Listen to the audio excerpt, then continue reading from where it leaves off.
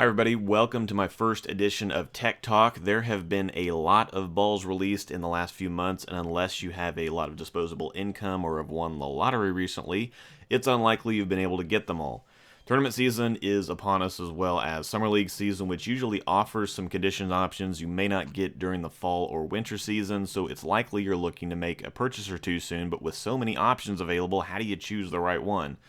I've made a video for every ball that's been released in recent memory, so I've got you covered. Now, those are available for you to go back and watch if you're interested in a certain ball and want an in-depth look at it, but in this video, I'm going to offer a quick recap or overview of everything that has come out in the last few months, starting with the Code Black. The Code Black was released stateside in November. Now, it was released overseas in 2014 and was very popular over there, so they released it here as well. It's one of my favorites and sees a lot of use on everyday league conditions. It has one of the strongest weight blocks that Storm makes in it, with the highest differential and a core they currently produce at 0.58, but it has the same cover as the High Road Pearl, so it rolls very strong and heavy, but isn't as strong overall or as strong off the friction as most high-end asymmetrics are. So it offers a lot of controllable strength to split the difference between something like the No Rules Pearl and the High Road or the High Wire. The Daredevil was released in November as well and offers controllable strength also, but is a step down from the Code Black in terms of overall hook. It has a very low RG at 248, but it only has a slightly higher than medium differential at 041, so it rolls heavy and controls the mid lane well, but won't spring off the friction either. The cover still gets it down the lane, so it's another great option for higher rev rates wanting to control flying back ends, or for lower rev rates that need something that rolls a bit stronger while still giving them control at the break point as well. Next is the No Rules Pearl, and if you want a strong asymmetric beast of a pearl, this is it. It's the strongest pearl I've ever thrown, and shockingly so. It has a lot of traction and oil for a shiny cover, and is strong off friction, but rolls heavily enough that I don't find it to be over-under at all. It's remarkably consistent. You can always count on it to hook, and if it doesn't, it's your fault. Seriously. If this ball doesn't finish or make the corner, you either got it too wide, threw it too hard, or didn't catch it at the bottom or something. I have an enormous amount of confidence throwing this ball. It does not miss the spot unless I screw up. Now, surprisingly, it's also a good choice for heavier or longer sport patterns once you've broken down the shot a bit, as well as being a great choice for heavier league or house patterns. Paired with the No Rules Pearl in January was the Recomm. The Recomm is a longer and stronger version of the Daredevil. It gets down the lane much easier, but is still extremely consistent at the break point. I'd say the same for this ball as I did for the No Rules Pearl as far as confidence goes. It just doesn't miss the spot. I think that this ball is really at home from deeper angles when the lanes have just been really chewed up, and you need to get deep inside away from all that nonsense and get the ball down the lane and get it to finish. If you want a ball with a big back end move, this may be the most angular ball that Storm or Roto is making at the moment, aside from possibly the High Wire. Now, in February, we got the Torrent and the Timeless, and I'm going to talk about the Torrent first because it's not getting the attention it deserves. The Torrent is a workhorse and the absolute definition of jack of all trades. It revs early without hooking early, it's strong off the friction without being jumpy, it has traction and oil without being too smooth. You see what I'm getting at here?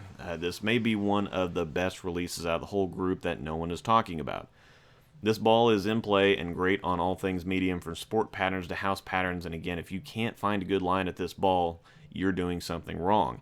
I'd consider it one of those can't miss balls. If it's not working out for you, you've either got the wrong surface on it or playing the wrong part of the lane or something.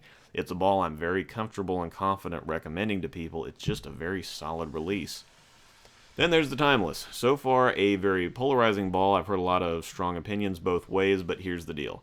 If you have a high rev rate, this ball is for you. I've drilled and seen several, and this ball looks beyond outstanding for higher rev rates. It's a ball you can saw on at the bottom without reading too soon. It gets down the lane to where you need the reaction at. It has a high RG, but also a high differential, which is great for heavier hands because they don't need the ball or a layout doing the work for them. They have the revs to get the ball to move. I wasn't a big fan of mine, but I like heavier rolling reactions that are smoother on the back end, so this ball type just isn't something that matches up well to my game to begin with. However, big rev games with higher speed will absolutely love this ball, and if that's you, this ball was designed for you, so I wouldn't have a second's hesitation recommending this for high rev players. The most recent releases are the Sherlock and the Daredevil trick. The Sherlock is perhaps the easiest ball to describe that I've ever reviewed.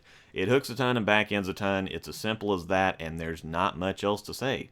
It has the most amount of traction in any ball I've ever thrown, as well as a shocking amount left on the back end, and it slows down extremely quickly too, so if you're in the market for something for heavy oil, all I can say is you just better make sure that you really do have enough oil for this ball. Of the pair, I think this is the best one for lower rev rates. I just don't think high rev games need this much help, but if you have higher speed and a lower rev rate and always have trouble getting motion out of a ball, this will be a godsend. Now, on the other end of the shape spectrum, the last ball we're talking about here is the Daredevil Trick. This ball is the IQ Tour Solid 2.0. It has more teeth, it's stronger and earlier for more traction on today's heavier conditions. You may not believe it, but conditions have changed a bit even since the IQ Tour was released. Now, the IQ has been the standard for control on sport patterns since its release, but what I've noticed is that it seems to be going longer and longer nowadays, and don't get me wrong, it's still a factor. But the Trick, I feel, is the better choice now if you want traction and just an absurd amount of control. If you go to the Open Championships this year without a Trick in your bag, I'd just consider that to be a mistake. I mean, if it's not involved in an eagle or two this summer, I'd be stunned. The Daredevil Trick is the absolute best choice for medium to heavy sport patterns on the market right now, in my opinion, and I really don't feel the competition is close. Now that will wrap up this edition of Tech Talk. Thank you for joining me, and remember I have a full video review for each of these balls on my channel if you go into my reviews and scroll down a bit. I hope I was able to make your decision process a little easier. Thank you for watching.